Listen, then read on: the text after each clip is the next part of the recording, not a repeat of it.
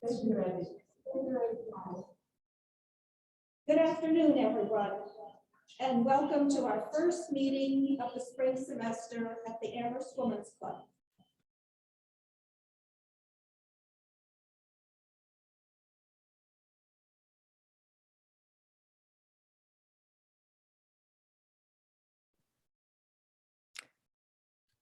We don't hear you.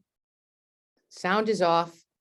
Well, my had an arrow through the mute, so I had to unmute myself. That seems to work, I think. Nobody's responding, so I don't know. That's just you. Oh, Okay, we're trying again. Take two. Good, thank you. Good afternoon, everyone, and welcome to the first meeting of the spring semester at the Amherst Women's Club. As you know, the pandemic has made us once again have our meetings on Zoom. We are hoping that the situation will improve within the next few months, and we will be able to meet again in person in our beautiful clubhouse. Right now, there are very few people in the house. Charlene Moran is here, and she's going to introduce our speaker. LJ is here.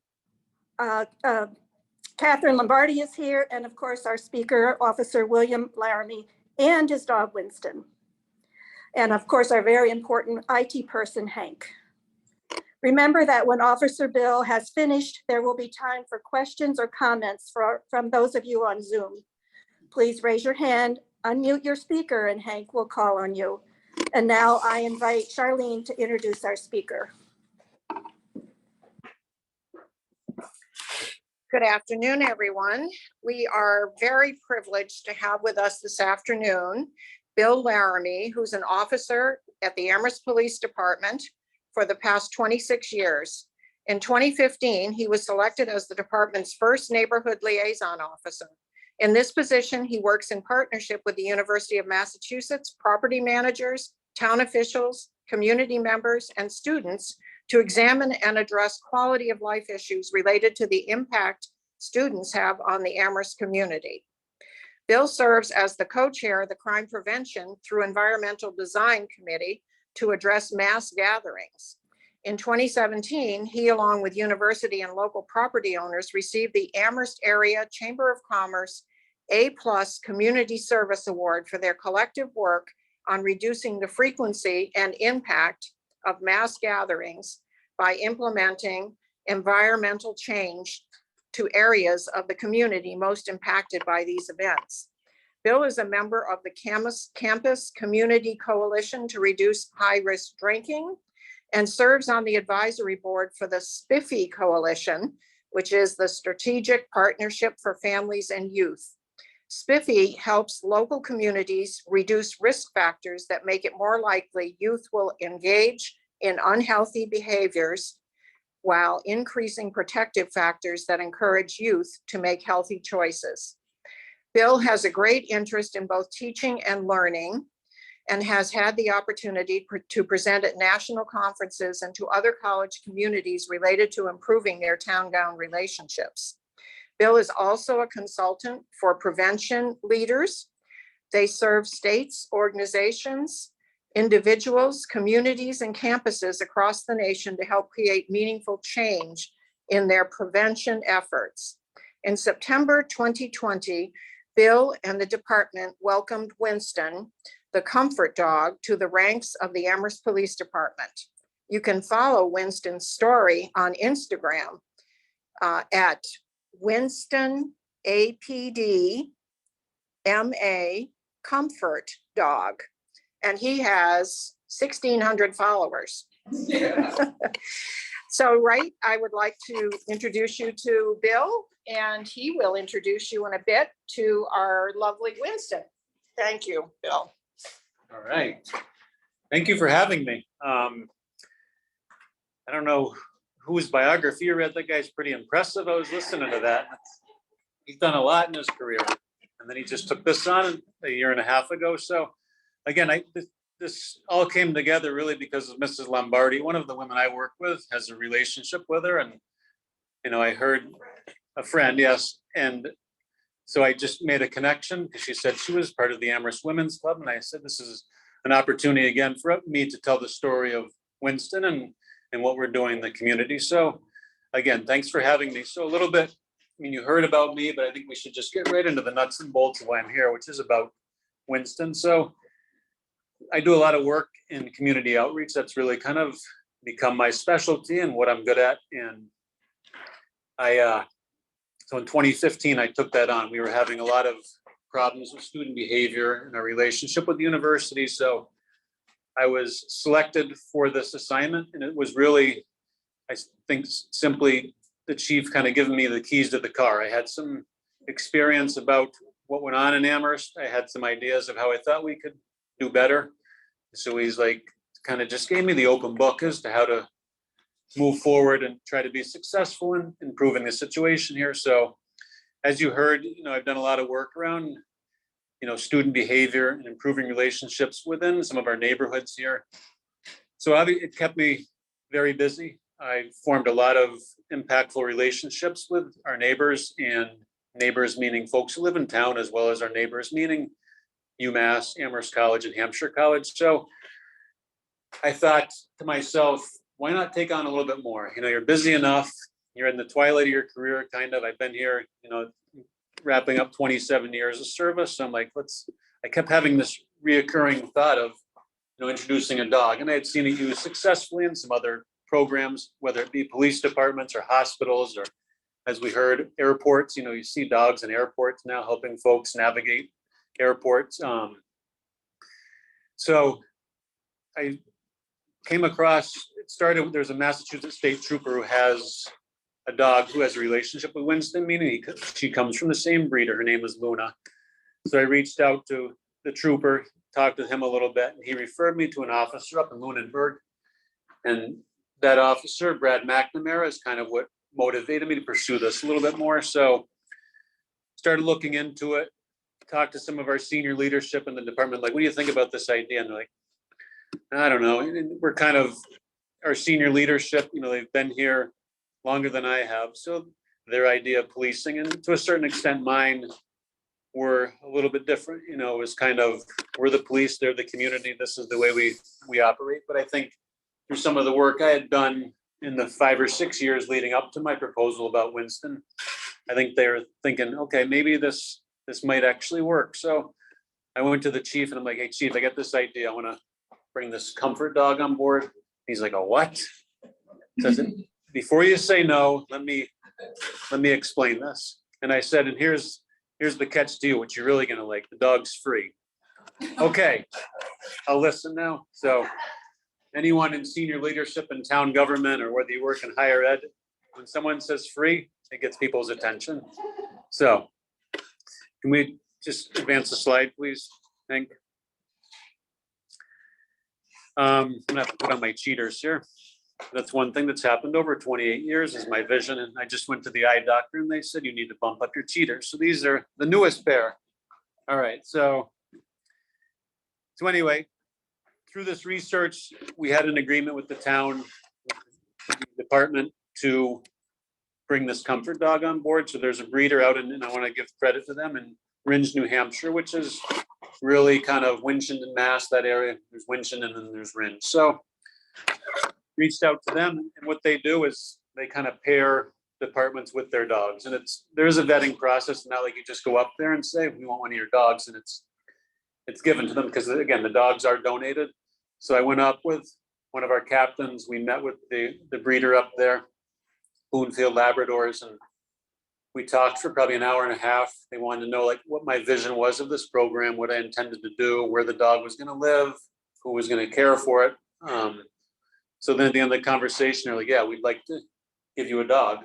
So came back to the chief, said this is a green light.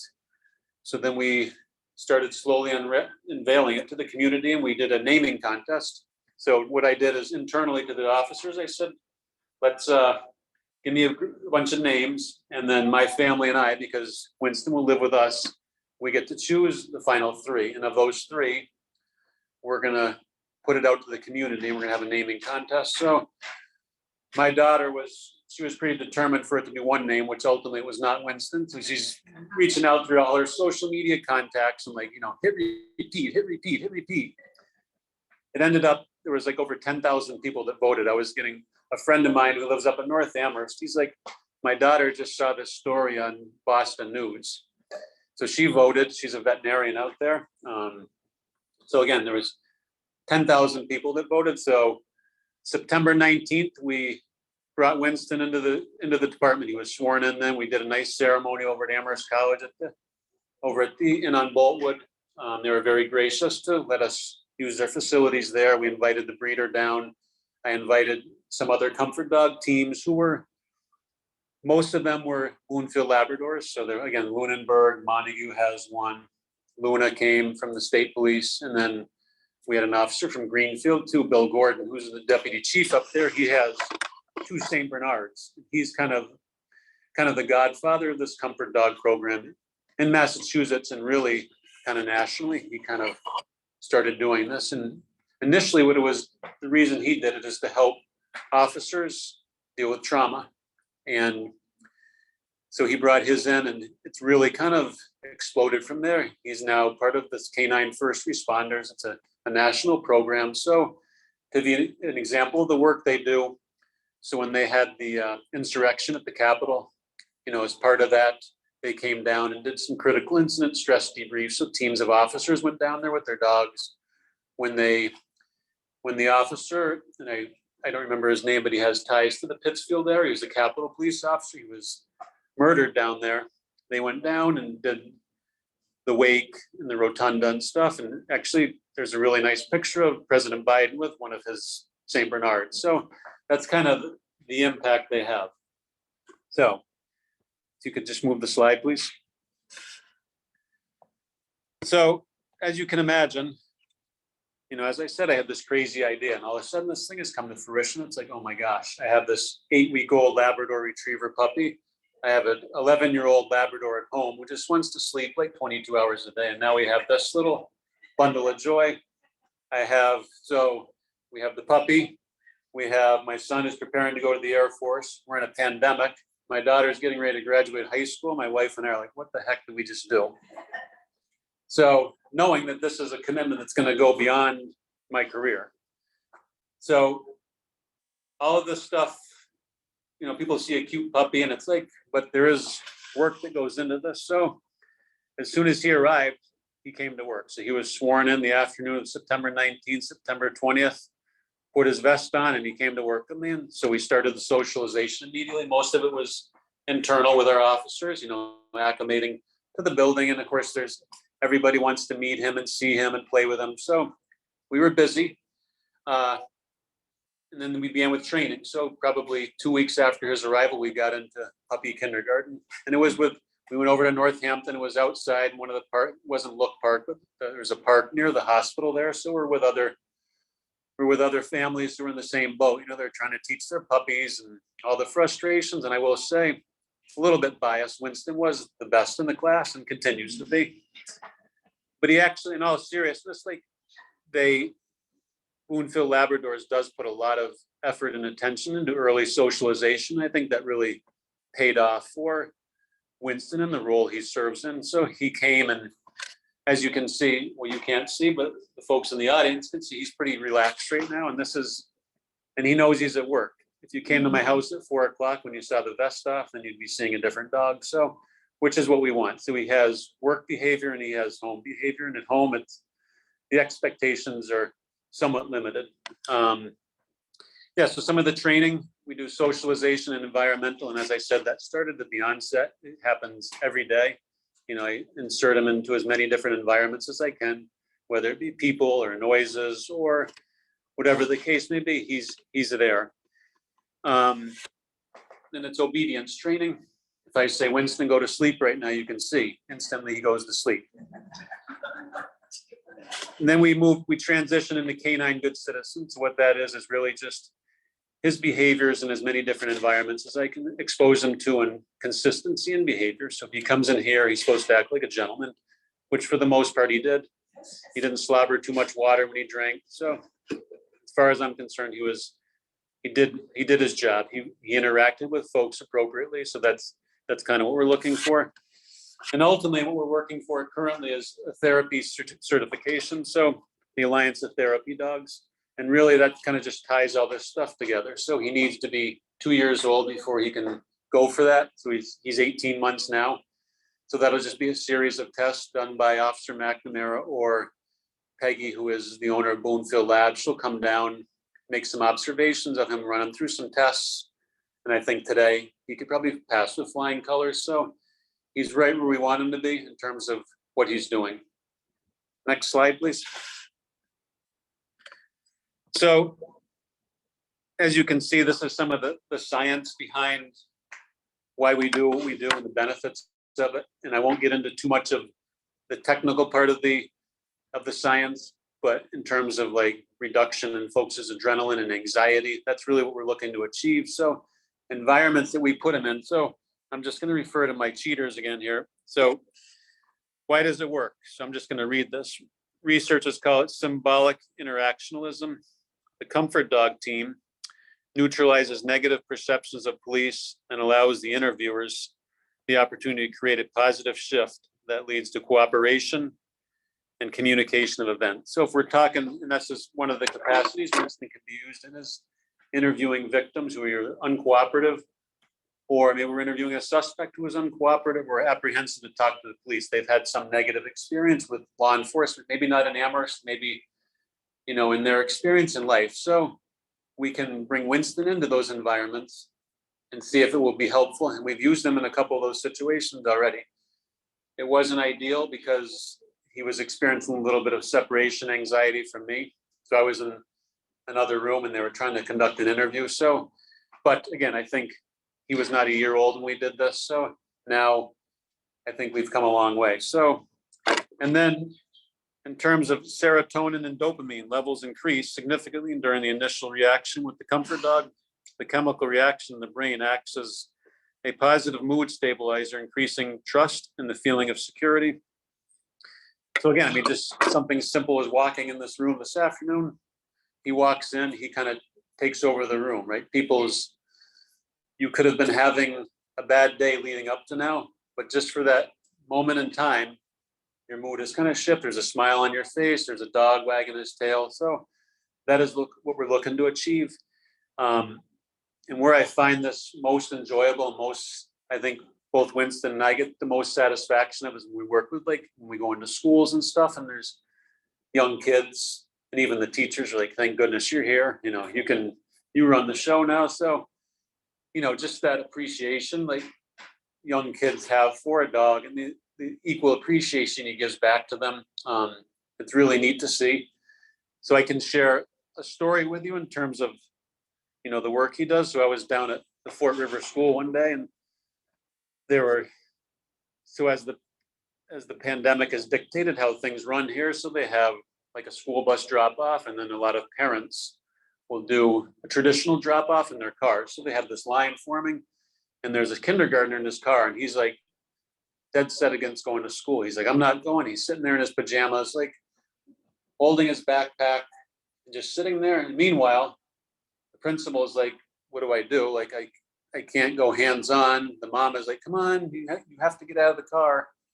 And now this line is getting longer and longer. And so Winston and I arrived, like, hey, can you come over with Winston and see if you can help? So I'm like, and we're newer to this. I'm like, okay, what do you want? I'm thinking to myself, okay, what are we going to do here? So we go over, and the kid had now moved from, his car seat was behind mom, the driver. So I went to open the door. He slid across to the passenger side. I'm like, here we go. So I go over to the passenger side, open the door. Winston sees him. His tail starts going a mile a minute. He puts his feet up on the wheel well, looking at the kid.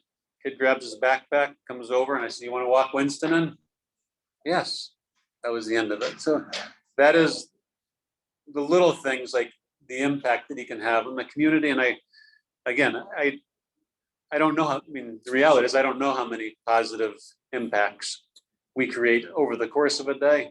I don't know what goes on in folks' lives. I don't know trauma they're experiencing that particular moment in time. I just know that by him being there, he's having an impact. And we use him.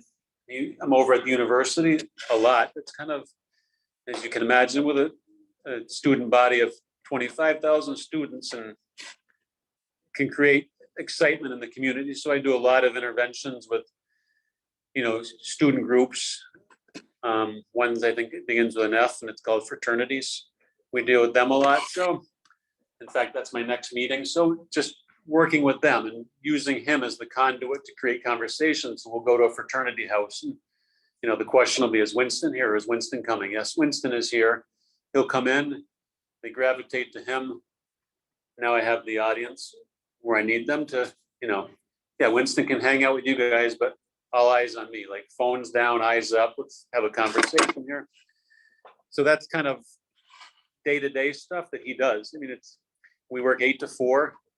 And we are pretty much on the go most of the time, running around doing stuff, which is good. And not all of it is business. As I said before we arrived here, we were down at the Hess farm, just letting him get the zoomies out, I call. He goes off leash and he has a little decompression time, and this is good for him as it is me. So we just go out there and do our thing. So next slide, please. So community relations is, again, a big piece of this. And I know you folks can't see the slides, but there's a bunch of nice little pictures, and I think you can probably watch the recorded version. But community relations is a huge piece of this. And I mean community relations, like whether it be visiting schools or participating in community events like the Mary Maple, we were up there. And, again, there were officers there who I worked with who hadn't seen Winston work in the community. And they were just like, I cannot believe this dog. Like I walked probably 20 feet in 2 hours. People were just coming, oh, is that Winston? I follow Winston on Instagram. Oh, I've heard about Winston. I'm so-and-so's grandmother, and she told me about Winston. And then Santa Claus comes and he wants his picture with Santa Claus. We have to do that. So, I mean, then we visit local businesses. So we'll walk uptown, we'll just pop in, we'll like go to the, it's gonna slip my mind.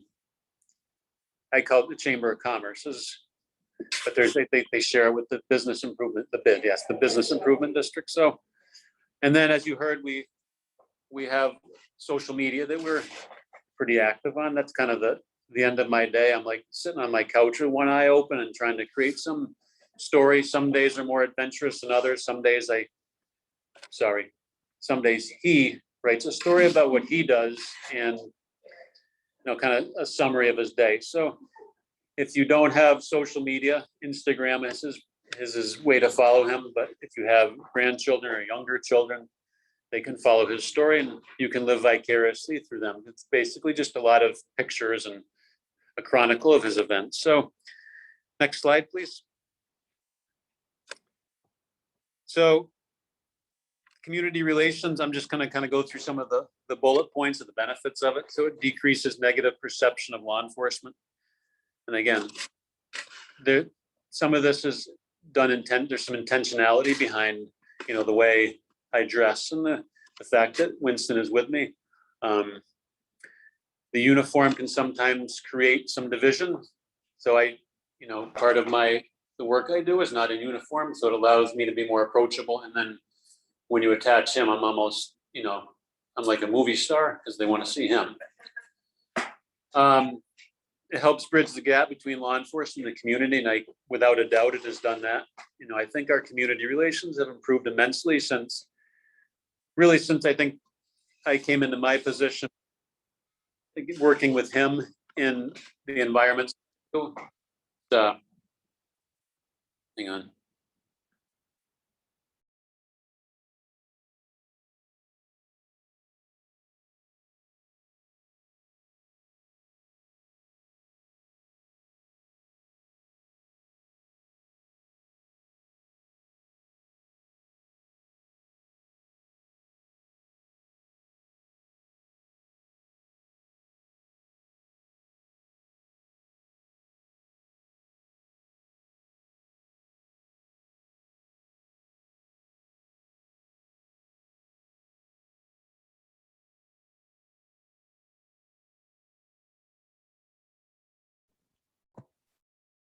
We can't hear you.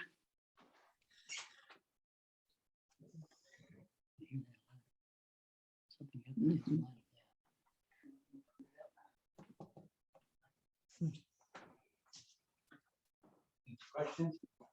No, we can't, you can't hear him and he's talking and nobody's paying Unmute attention. yourself. I did. I know. Yeah, Catherine unmuted herself too. You should just say, we cannot hear you, you're muted. Yeah, I did say that. yeah, I know. Maybe Try someone it again. can call Charlene or text Charlene.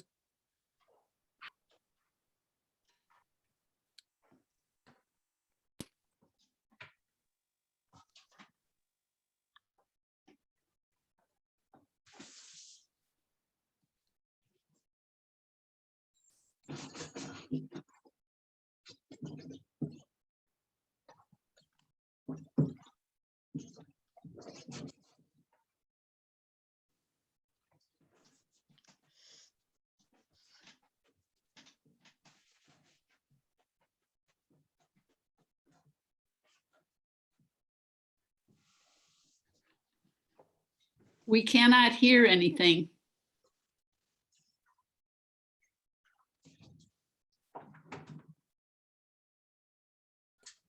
The sound is off. Hang tight. We're working on it. That's what they said. They're working on it.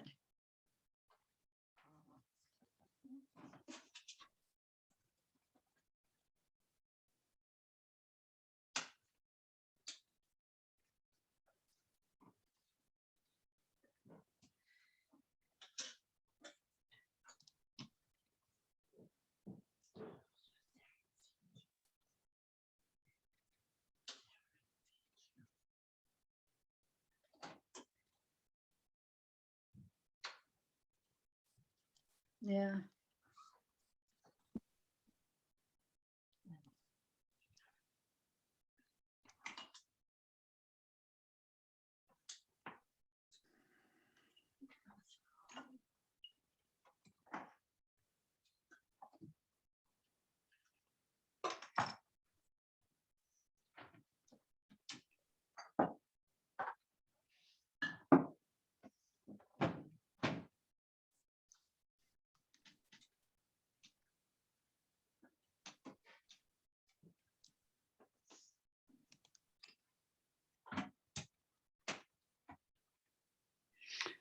Hello.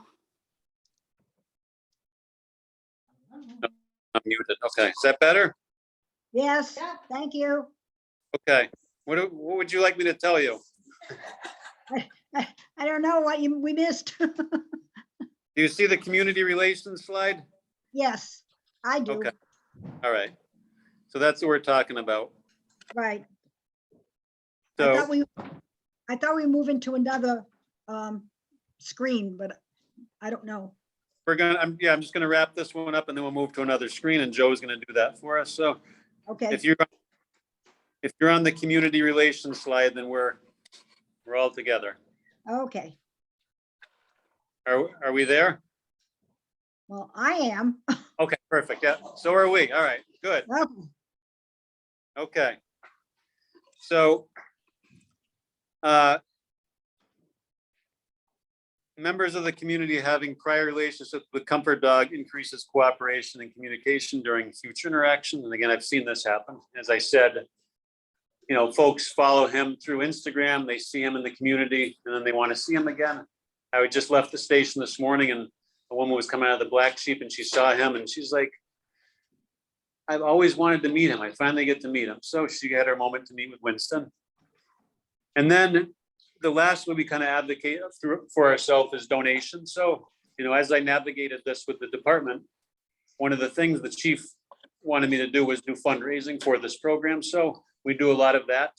We have some, you know, we've received some very generous gifts in the past, which is super helpful because we have veterinary expenses, but the program itself is not a super burden to us financially in terms of like, if you're comparing him to like a patrol canine where you need to outfit a car, his expenses are essentially his training and like we do like his veterinary care and that's it. And we recently got into a relationship with the UMass Veterinary Science Program.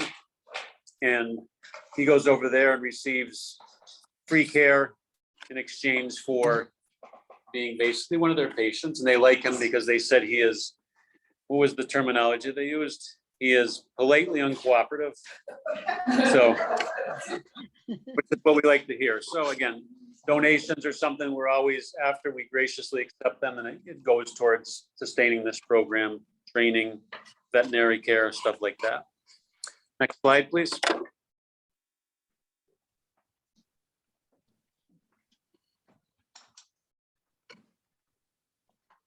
Where's that last slide? Here we are. Okay. So how do we use Winston? As you've heard, I mean, most of his work thus far has been community relations specific. And this is just a list of the way comfort dogs can be used with in specific departments. So they can be used for, suicidal people. And again, Winston goes into environments that are determined safe. So he's not going to go into anything that is dangerous to him or I. He can be used for untimely deaths. He can be used in situations where there's child abuse or neglect. We can use them for that to go in and intervene. We can use them in domestic violence calls where there's children present. He can be basically a distraction for children as officers are trying to interview parents or persons involved. I was up in North Amherst over the summer, and a guy whom I've known for a long time, he was having trouble with I just happened to be there. He was having trouble with his teenage daughter. He said, "Hey, can you come in here?" And I had him with me, and we went in and immediately gravitated to the girl.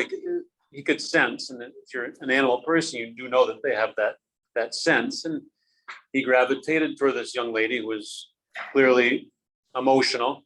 And I talked with the dad. We came up with some type of plan going forward, and I haven't heard from them since. So I think, I'm not saying it was entirely based upon Winston. I mean, he is just a piece of the puzzle, but in that opportunity created a positive relationship between her and I, and for us to be able to figure out what was going on.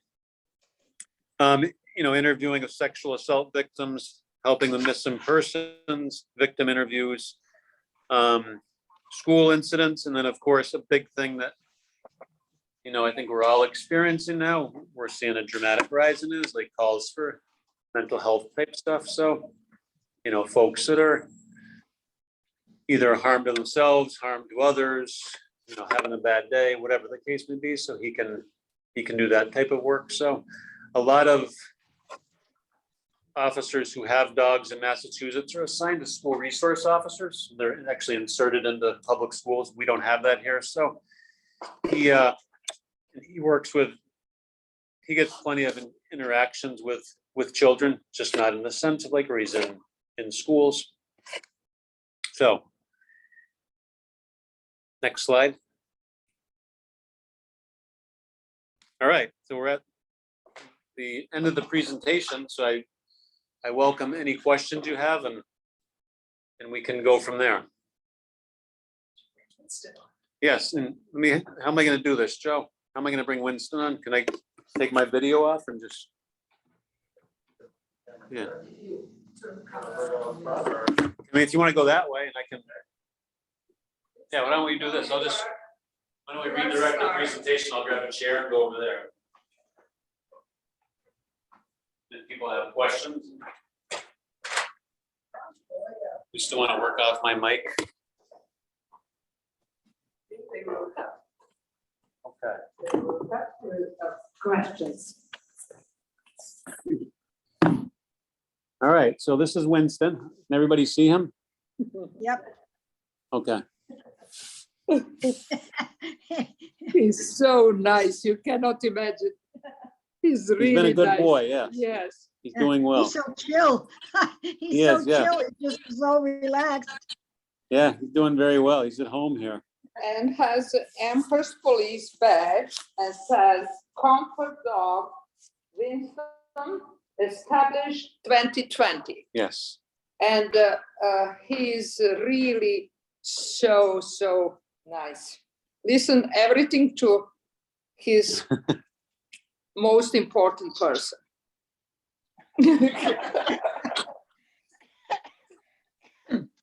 Does anybody have any questions? So you said that he will be ready for his full duty when he's 2. what is now waiting for? You said there are some tests. So what kind of tests he's supposed to go to? Yes, it's essentially, it's gonna be, he'll have to be in certain environments and how reactionary he is to those environments. So if we see another dog walking down the street, he's not gonna pull me towards the other dog. He's basically gonna stay locked in under my command. And that's actually one of the classes we're taking now. We're in a remedial class for that. And when it's remedial, to the extent he failed, it was just something I had identified with him as being an issue. And it's not like, for most pet owners, it wouldn't be a big deal. Like, and it's one thing I've learned about animal behavior and taking these classes is I'm pretty fortunate to have him as the dog I'm paired up with, because some of the dogs that we work with, they're pulling their handler's leash and like pulling their arm right out of the socket. He's a very social dog. He's very playful. And again, I allow that when he's not working, but there's an expectation of behavior. So for him to understand, like, when you're vested, you can't approach other dogs without me telling you to, and it can't become like a play session. Because again, that's one of his positive features, but it also presents some challenges for him when he's working. Of course, he has his instincts. He's a human dog. Right. Yeah. And the most probably that's what he understands, being so smart dog, that he has work time and after work time. Right. So he is behaving properly during work time. Yes, he does. He's understanding the difference between the two. Yeah. I'm not certain he always likes the difference between the two. Like, Monday morning rolls around and I do a lot of mountain biking and he'll come with me and he really loves that. Loves being out in the snow and going in the water and stuff. And then he likes water. yeah, he loves water. Yeah. We were actually Friday afternoon, we were at work. We were actually out on one of our, just Zoomy sessions, again, is what I call them, where we're out in an area where I know we're not going to have encounters with other dogs. I'll take his leash off and he's running around and he ended up going in a stream. And it was cold Friday. Yes. Oh, yeah. it was But really he doesn't mind. As he's growing older, his capacity of understanding and his level of understanding will grow, and he'll be more talking to you, under Right. quotation mark. Right. That he will understand everything what you are saying, and at the same, you will be understanding what he's saying. Right. Exactly. Yes. He's already grown in that way exponentially. I think where we were as a team and where we are now, we have a pretty good relationship and an expectation of each other's behaviors. We both get grumpy if we're hungry. We both go to bed early, both like to exercise. So it's pretty mutual. I would So say, he friendship. lives in your home. He does, yeah. Yep. And you told us before that he will always be yours. Yes, he will, yeah. Yeah. He won't go to another officer when you retire. He'll always be your Right. dog. Yep, so when typically in police departments where there's patrol canines, so most folks are probably familiar with those more than they are this concept, and that's like the German Shepherds or dogs that are, they do patrol work. So they're the ones that do suspect apprehension, tracking, some narcotics work. So those dogs, so if they were assigned to a handler and the handler decided to either leave the profession or go to another department, the dog would move to a new handler. It wouldn't go with, if they still had serviceable years. So if they were 2 years old, he left. Yes. Sure, and Judge from the audience has a question. Sure. Okay. I was Sharon, you wanna wondering, go? can you hear me? Yes. Okay, thank you. I'm just wondering whether you use Winston to react to calls on campus for suicides, or are those just within the community? Yeah, so I haven't been asked to go there yet. I've offered my services to, and again, it's a little bit unique in a pandemic of us being able to outreach because not every place is comfortable with us physically being in their space. So I know most recently I live in Belchertown, and there was an untimely death of a young man there who just graduated from Belchertown High School last year. And he was a classmate of my daughter. So I reached out to the school resource officer whom I know. And I said, you know, if there's any desire for there to be a team, like a team of comfort dogs there on Monday when the kids come back from school, I'd be happy to put that together. And ultimately the school decided that they didn't want to do that. But that's, you know, and I was a little surprised by that, but again, understanding people's level of comfort and understanding of this, so it's really getting the word out, like the value he has. So no, I have not responded to suicides on campus. You know, obviously that happens here in the community too. And we haven't had the opportunity to go when it's been, you know, like unfolding per se. So again, that opportunity may present itself, and we'll see how he reacts. So those are always tough. You know, I'm obviously, as a human being, you're concerned about, you know, the impact it has on the family and then the impact it has on officers. So I'm a big believer in like critical incident stress debriefs with our public safety community here. You know, I always keep an eye on like types of calls our officers are responding to, and is there any value in like doing something where we congregate in a room and just kind of talk about like what happened to this particular call that could have gone better, or what could we have prevented, and then I've used them in that capacity. We had a serious accident a couple months ago, and they did a debrief, and I called the officer out in Lunenburg. I'm like, okay, I'm gonna do this debrief. What am I supposed to do? He's like, just go in and let him do his thing. He'll figure it out. And he actually went in, and I was watching, and he gravitated to the person who was the shift commander that day, who had the largest load to carry in terms of that call, and it's successful outcome. And she was struggling a little bit, and so he went over and kind of did what he's like, put his head in her lap, and then laid down next to her. And he was young then, you know. So I was thinking, what's his reaction going to be? Is he going to go over and, you know, there's flashlights in this particular room, and there's the orange cones. I'm like, is he gonna go over and grab the cone? I think it's a carrot and start chewing on it, or is he gonna offer some support? And he offered support. So yeah. Yes, animal really can recognize kind of mood we are. And if they sense some kind of what people would say negative energy, for example, some quarrel, they would react. Right. They would immediately react. And what I noticed with cats, that is my personal experience, that person who is upset, sort of justly, for some reason or other, cat came to me because I was the one who felt hurt. Mm-hmm. And she came to me. It was an unbelievable experience. Yeah. Mm-hmm. Sense. Yeah. So yeah, you're right. I completely understand how he can react in a similar situation that you just explained when he went to the most distressed person to comfort that person. Is it a chemical thing, you think? I gotta believe it is. I mean, I don't know all the science behind it, but I'm just kind of an observer, and I watch what he's doing. Like this would demonstrate to me he's just very comfortable in this environment. You know, he came in, he's kind of scoped out the people, did a little bit of a tour of the downstairs, and he's like, okay, I'm cool here. Nap time.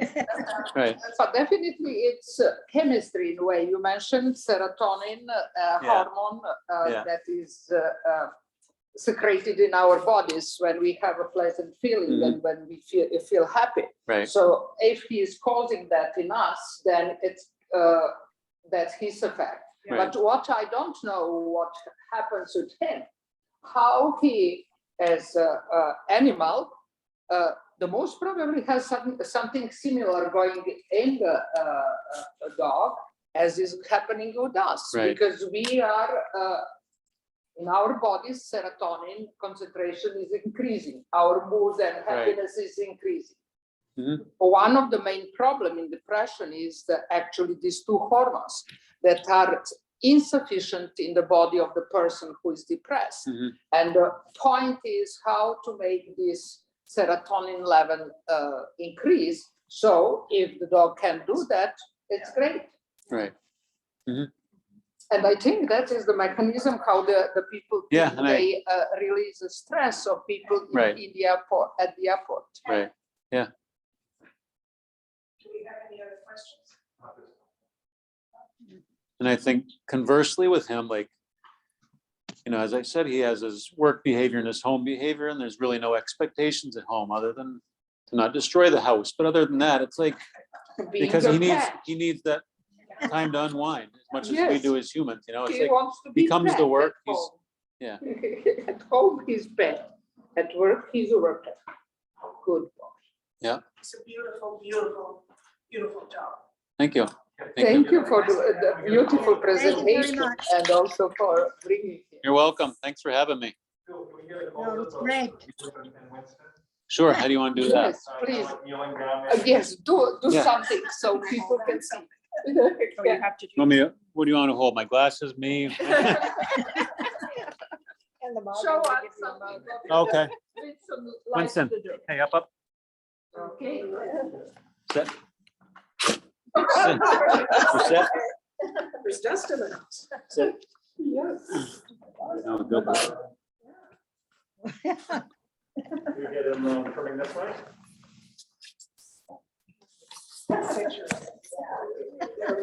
Okay. Beautiful. This is boring. Yes, why you are looking sad. I want to present you with this Amherst Women's thank you Club very mug. much, yeah. So when you have a time to have coffee, you can That is enjoy for it. you. That is for you. Thank you. Yes. Appreciate it. Yeah. Thank you so much for coming. Yeah, I'm happy to. And like I said, when the situation improves, we'll definitely come back for Please. folks to meet him in person. We're looking forward to that. Yeah. It'll be Absolutely. wonderful. Others can Absolutely, it enjoy would be him. nice. Thank you very much. We can continue conversation, how he's progressing. Yes. And he's still relatively young, I would say. Yeah, For 18 months, dog, yeah. 7 years or a little bit, 10 years, he's still a young dog. Yeah. Thank you. Wow. I have got two gazillion here. Do you want me to just dump them all to you? You can take some that you want. Yeah. My cell number. And then. Okay, then you I'll have just to text talk it to you. to them. Okay. Let's see. Then they know that he visited the Amherst Women's Club.